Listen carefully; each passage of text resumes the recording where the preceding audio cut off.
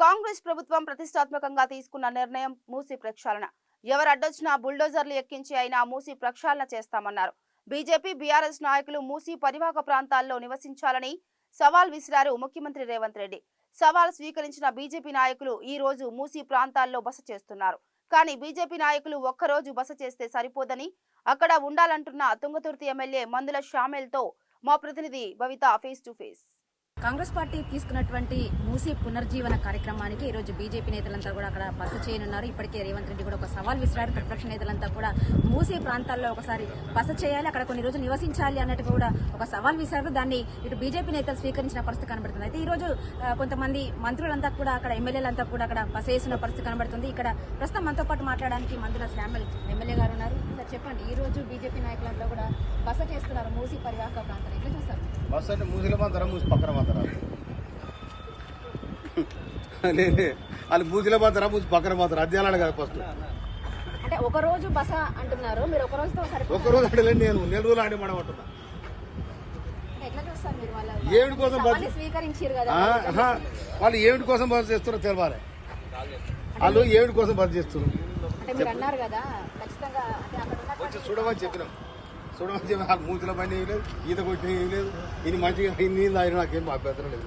అంటే మీరు మొన్న తాజాగా తప్పకుండా సంఘంలో సమరం మోగింది. డిపిఆర్ స్టార్ట్ అవుతుంది. డిపిఆర్ మీద వర్క్ నడుస్తూ ఉంది.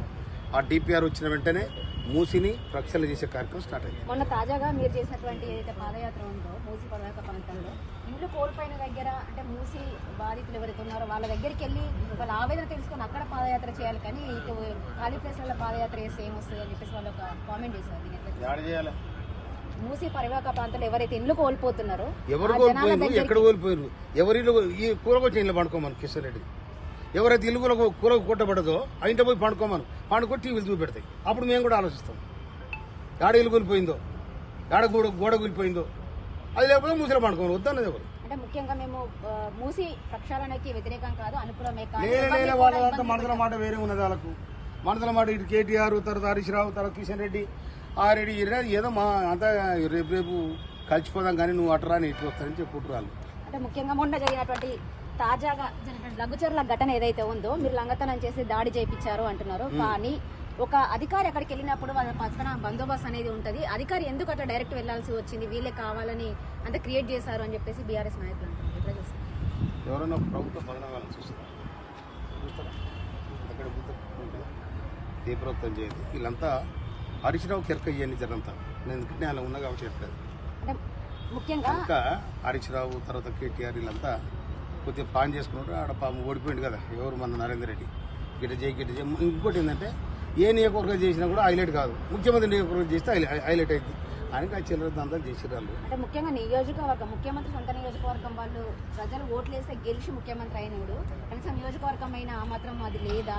వాళ్ళ దగ్గరనే అంటే వాళ్ళకు అక్కడ ఉన్న ప్రజలకు భరోసా లేదు, వేరే నియోజకవర్గాల ప్రజలకు భరోసా ఎలా ఉంటుంది? భరోసా ఇచ్చిన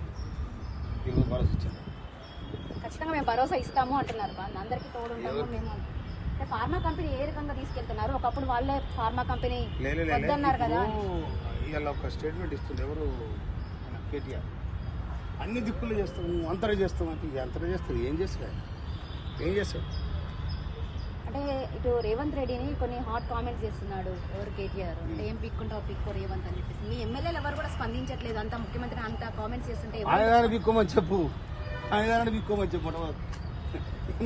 ఆయన దాన్ని బిక్కు, మంచి చేసి బిక్తాడు, మంచి చేసి బిక్తాడు. మంచి పెడితే ఆయన నొప్పిలు వేస్తాడు, ఆగమవుతాడు.